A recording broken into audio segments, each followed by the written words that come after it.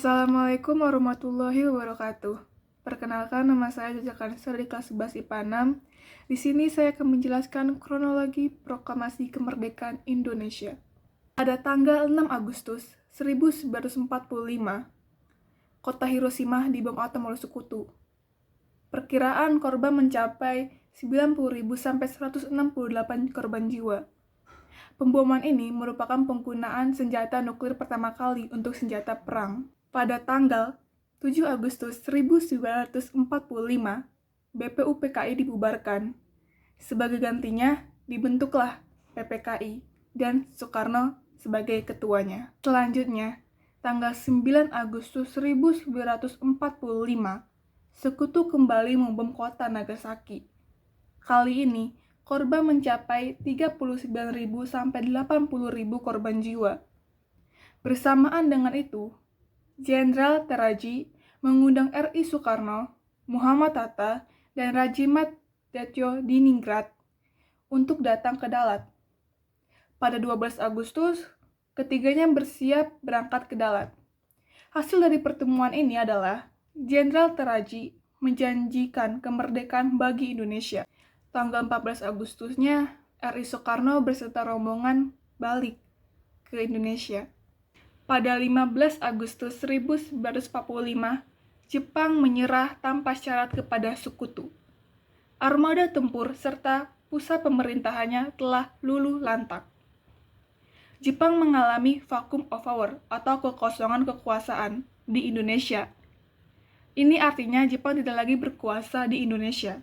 Menanggapi hal tersebut, golongan muda menghendaki agar bangsa Indonesia segera memerdekakan diri saat itu juga dan terlepas dari campur tangan Jepang. Tetapi, golongan tua tidak ingin terburu-buru dan tetap ingin membicarakan proklamasi kemerdekaan Indonesia di rapat PPKI. Pada 16 Agustus 1945, terjadilah peristiwa Rengas Dengklok.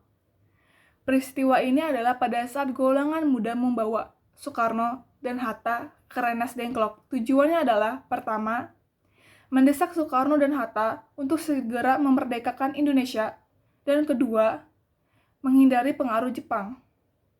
Setelah sampai di Rengas Dengklok, perdebatan kembali terjadi.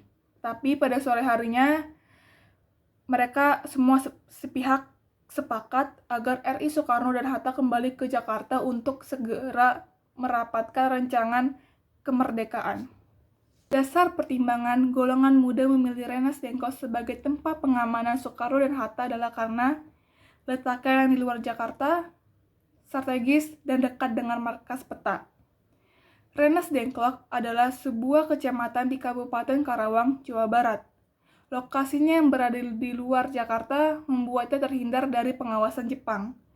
Selain itu, di sana juga ada markas peta yang juga menambah keamanan dari ancaman tentara Jepang. Setibanya di Jakarta, Ahmad Subarjo menelpon Laksana Maida agar diizinkan untuk mengadakan rapat di rumahnya. Dan Laksana Maida mengizinkan. Pada 17 Agustus pukul 2 pagi dini hari, Soekarno memimpin rapat persiapan kemerdekaan dan perumusan naskah proklamasi di ruang makan Maida dan didampingi oleh Hatta dan Subarjo.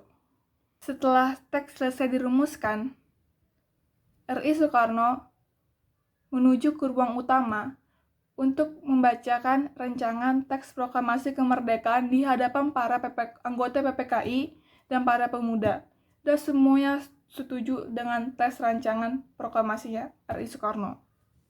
Setelahnya, barulah naskah proklamasi kemerdekaan diketik oleh Sayuti Malik dan penjahit bendera merah putih adalah Fatmawati. Proklamasi kemerdekaan Indonesia ditandatangani oleh Soekarno dan Hatta karena hadirin yang ada menyepakati bersama.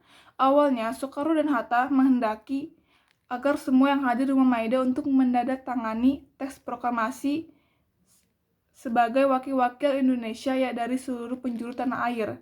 Tetapi Soekarno mengusulkan agar proklamasi ditandatangani oleh Soekarno dan Hatta saja atas nama bangsa Indonesia. Dan semuanya setuju. Dengan didampingi oleh Hatta, Soekarno membacakan proklamasi kemerdekaan Indonesia pada 17 Agustus 1945 pada pukul 10 pagi di Jalan Pagangsaan Timur nomor 56, Jakarta.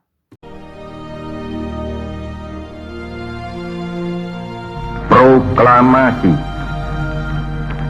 Kami, bangsa Indonesia, dengan ini menyatakan kemerdekaan Indonesia.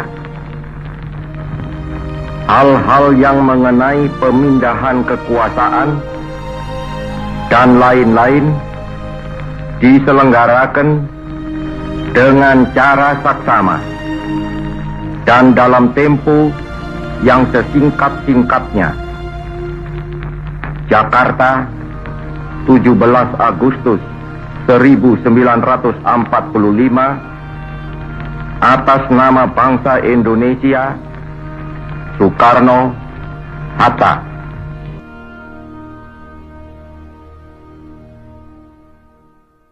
Proklamasi kemerdekaan Indonesia ini tentu harus disebarluaskan ke seluruh penjuru Indonesia.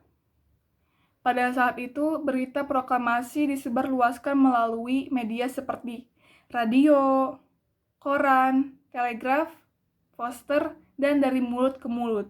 Para putra daerah seperti Tengku Muhammad Hasan dari Sumatera, I Gusti Ketut Puja dari Bali, Sam Ratulangi dari Sulawesi, dan Johannes Latu Harhari dari Maluku yang merupakan anggota PPKI diamanatkan untuk kembali ke daerahnya masing-masing. Di sana, para tokoh ini menyebarkan berita proklamasi dan disambut baik oleh rakyatnya. Pada 18 Agustus 1945 merupakan hasil sidang PPKI hari pertama. Hasilnya adalah 1.